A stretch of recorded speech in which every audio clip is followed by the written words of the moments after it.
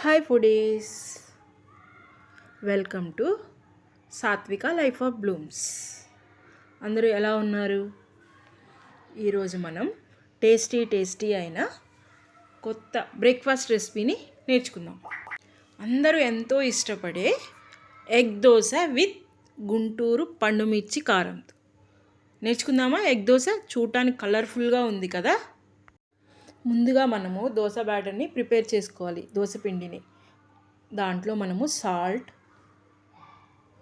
జీలకర్ర వేసి మిక్స్ చేసుకోవాలి. వీడియోలో చూపించిన విధంగా వేసిన తర్వాత కలిపేసి కొంచెం గట్టిగా ఉందనిపిస్తే వాటర్ యాడ్ చేసుకోవాలి. చూడండి, కొంచెం గట్టిగా ఉందనిపించింది, నేను కొంచెం వాటర్ యాడ్ చేశాను. చూడండి, వాటర్ యాడ్ చేసి మొత్తం మిక్స్ చేయాలి. చూడండి, వీడియోలో చూపించిన విధంగా కన్సిస్టెన్సీ ఉండాలి. అప్పుడే దోశ నీట్గా క్లీన్గా వస్తుంది. చూసారా ఎంత బాగుందో దోశ బ్యాటర్? అదే దోశ పిండి అనమాట. ఆ తర్వాత ప్యాన్ పెట్టుకొని స్టవ్ వెలిగించి చూడండి, హీట్ చేసిన తర్వాత ఒకసారి ప్యాన్ మొత్తం నీట్గా ఆనియన్తో తిప్పేసుకోండి. ఇప్పుడు దోశ పిండిని తీసుకొని ఒక గంట వేసి చూడండి, వీడియోలో చూపించిన విధంగా చుట్టూ రౌండ్గా తిప్పుతూ ఉండాలి. ఎంత రౌండ్గా నీట్గా తిప్పితే దోశ చూడటానికి అంత బాగుంటుంది. చూసారా ఎంత బాగుందో దోశ? దానిపైన మనం చెప్పినట్టు గుంటూరు పండు మిరపకాయలతో చేసిన కారం వేసి దాంతోపాటు ఒక ఎగ్, ఇది సింగిల్ ఎగ్ దోశ, ఒక ఎగ్ని పగలగొట్టి మధ్యలోకి చూడండి ఆ ఎగ్ని దానిపైన వేయాలి.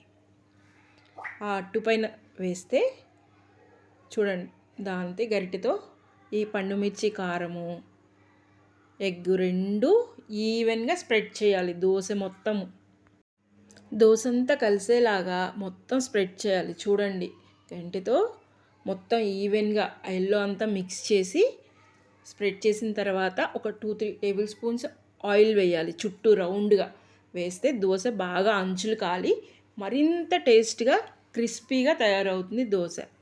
చూడండి ఎంత బాగుందో చూడడానికి కలర్ఫుల్గా. అలా అయిపోయిన తర్వాత దోశని ఒక 1 మినిట్ తర్వాత తిప్పివేయాలి దోశని. చూడండి, ఎందుకంటే పైన ఇటువైపు మొత్తం కాలదు కాబట్టి అలా తిప్పివేయాలి. చూడండి, చూడడానికి ఎంత క్రిస్పీగా దోశ ఎంత బాగుందో.